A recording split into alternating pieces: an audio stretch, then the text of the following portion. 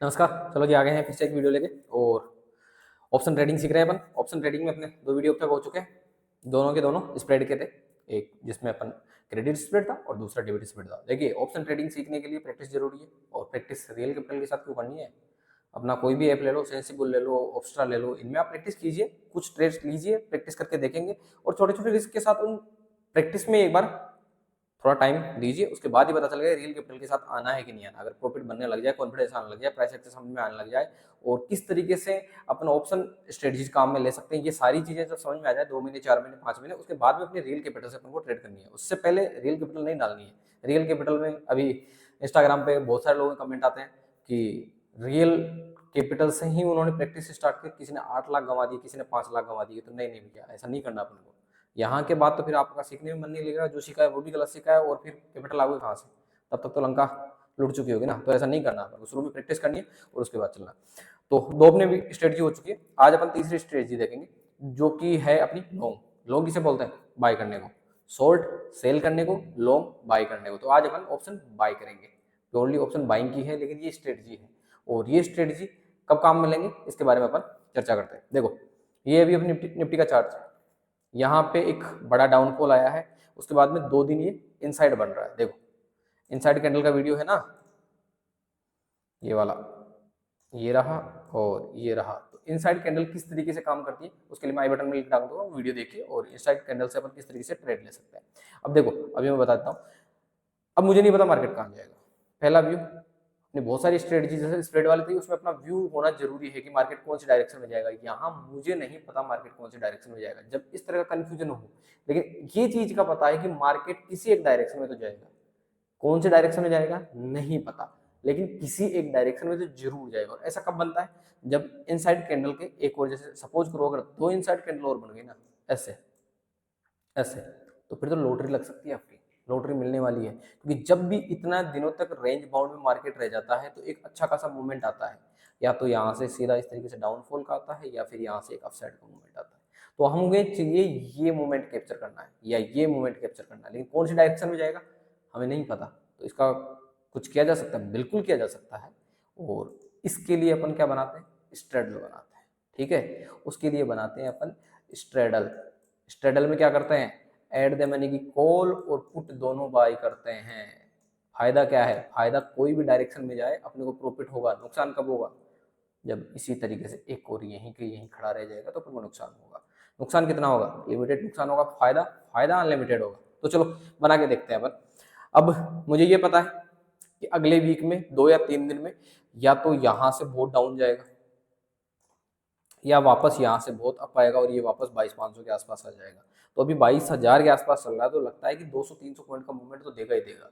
ये अगर मेरा बिलीव है तो अपन बनाएंगे स्ट्रेडल। अब स्ट्रेडल कैसे डिप्लॉय करते हैं वो एक बार देख लेते हैं। सीधा ऑप्स्ट्रा में चल रहा है और निफ्टी है ये 28 मार्च की जगह मैं एक बार 21 मार्च कर देता हूँ, जो नेक्स्ट वाली है। और एट द मनी क्या है अभी? 22,000। फ्यूचर भी इसका 22,100 के आसपास चल रहा होगा। देखो 22,000 ही है। ठीक है, तो 22,000 की अपन ने क्या किया? कॉल बाय करेंगे एक लॉट। 22,000 का ही अपन क्या करेंगे? पुट बाय करेंगे, वो भी एक लॉट। तो अपनी स्ट्रेटजी कुछ इस तरीके से दिखेगी। अब देखो 21,700 और 22,300, ये जो 600 पॉइंट की रेंज है ये अपने लॉस की रेंज है। मैक्सिमम लॉस कितना है? 14,000 जो अपन ने प्रीमियम बाय किया है, वही अपना लॉस है। Maximum profit unlimited. अब किसी को लगता है कि इलेक्शन की डेट डिक्लेयर हो गई, कुछ ऐसा होने वाला है और यहाँ से 500 पॉइंट डाउन जाएगा, तो 22,000 से 500 पॉइंट का डाउन का मतलब हो गया 21,500। तो 21,500 पे ले चले और ये आ गया अपना कर्सर 21,500। 21,500 पे देखो आपका पीएनएल कितना होगा? लगभग 12,000 के आसपास। किसी को लगता है ये तो भैया 21,000 आएगा, पक्का आएगा 21,000। तो चलो 21,000 पे अपना कर्सर लेके चलते हैं और ये पहुंच गए अपन 21,000। तो यहाँ आपका प्रॉफिट कितना होने वाला है? 35,000, 34,500 के आसपास प्रॉफिट हो रहा है। किसी को हो रहा है कि जो गिरावट आनी थी वो आ गई, अब ये तो वापस 22,500 पे जाएगा। तो 22,500 पे अगर ये जाता है वापस, तो 22,500 पे जाते आपको प्रॉफिट होने वाला है 12,000 रुपये। लेकिन अभी कुछ ऐसा लग रहा है कि लॉस के चांसेस ज़्यादा है। क्यों लग रहा है? क्योंकि अगर प्रीमियम थोड़े से ज़्यादा होते हैं, प्रीमियम ज़्यादा कब होते हैं? जब विक्स बढ़ने वाला होता है तो प्रीमियम बढ़ जाते हैं। तो इसके लिए बेस्ट क्या होता है? अगर ये साइडवेज का मैटर एक्सपायरी तक चलता है, एक्सपायरी वाले पहले दिन तक चलता है, और आपको लगता है कि एक्सपायरी वाले दिन तगड़ा मूवमेंट आएगा 300 पॉइंट का, 400 पॉइंट का, जो अभी जो प्रीमियम ये 180 ये 110 रुपये मिल रहे हैं ना, ये एक्सपायरी वाले दिन आते आते प्रीमियम हो जाएंगे 30, 40, 50 रुपये का। 30, 40, 50 रुपये का तो बिल्कुल सस्ता। एक्सपायरी वाले दिन अगर आप मूवमेंट कैप्चर कर लेते हो तो बिल्कुल थोड़ा सा रिस्क लेके 5,000 की, 7,000 की ऐसे रिस्क लेके और आराम से आप 20-30 हज़ार तक प्रॉफिट बन सकता है। लेकिन मूवमेंट आना जरूरी है, बिना मूवमेंट के ये वाला प्रॉफिट नहीं बनेगा। ठीक है, तो मूवमेंट किधर भी आए, जैसे ये वाली कैंडल थी, अगर इस तरह की डोजी बने, ये वाली कैंडल जैसे 400 पॉइंट का मूवमेंट आ जाता है, अगर 400 पॉइंट का मूवमेंट एक दिन में आ जाए ना तो बस लॉटरी है ये वाला मूवमेंट। अब आपको मेन कंफ्यूजन क्या होता है, अपन जब भी कॉल या पुट बाय करते हैं तो अपन एक डायरेक्शन के हिसाब से करते हैं कि आज मार्केट गिरेगा, तो उसके हिसाब से अपन कॉल या पुट कॉल बाय, जैसे गिरेगा तो पुट बाय कर लेंगे, और मार्केट गिरा ही नहीं, या तो उसी रेंज में रह गया, ऊपर चला गया, ऊपर चला गया अच्छा खासा 200-300 पॉइंट, तो अपन को कुछ नहीं मिला। और अगर अपन को लगता है कि मार्केट आज अपसाइड में जाना चाहिए, अपसाइड में जाना चाहिए, तो अपन क्या करेंगे, कॉल बाय करेंगे, जबकि मार्केट या तो वहीं रह गया, ये फिर डाउन साइड में चला गया, तो अपने लॉस हो गया। यहाँ कुछ कंफ्यूजन होता है अपने मन में कि मुझे नहीं पता मार्केट किधर जाएगा, लेकिन जाएगा, किसी भी डायरेक्शन में जाएगा। और ये वाली चीज आप कब पकड़ सकते हो, जब भी साइडवेज रहता है, बहुत दिनों तक जब साइडवेज रहता है। देखो यहाँ 2-3 दिन एक ही रेंज में रहा, फिर एक बड़ी कैंडल बना दी इसने, ये साइडवेज देखो कितने दिनों तक रहा था, फिर यहाँ से सीधा गैप अप ओपन, यहाँ पे अगले दिन फिर गैप अप ओपन।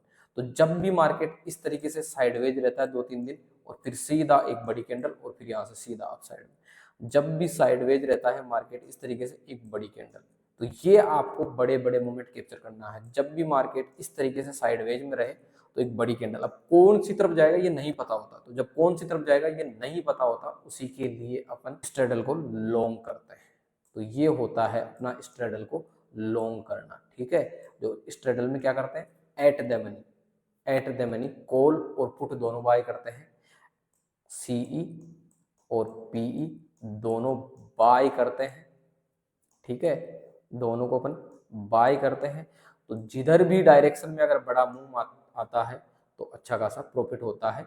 लेकिन इसके एट द मनी के प्रीमियम ज्यादा होने की वजह से रिस्क थोड़ी सी अपनी ज्यादा होती है। ठीक है, तो ये स्ट्रडल था। स्ट्रडल कब बाय करना अपन को, जब भी अपन कंफ्यूजन हो कि एक तरफ डायरेक्शन में मूवमेंट आएगा, लेकिन कौन सी डायरेक्शन में आएगा हमें नहीं पता, एक कंसोलिडेशन हो चुका हो 3 दिन, 4 दिन, 5 दिन, या वीकली में देखे तो 1 वीक, 2 वीक ऐसा, तो फिर एक बड़ा मूवमेंट आने का चांस है, कौन सी डायरेक्शन में आएगा हमें नहीं पता। और ये वाला डायरेक्शन कब होता है, इलेक्शन आने वाले हो, बजट आने वाला हो, या फिर अपनी आरबीआई की पॉलिसी आने वाली हो, ऐसी जब चीजें होती है तो उसके जस्ट पहले अपन इस तरह की पोजीशन बना सकते हैं, और जो बड़ा मूवमेंट आता है उसमें अपन प्रॉफिट बना सकते हैं।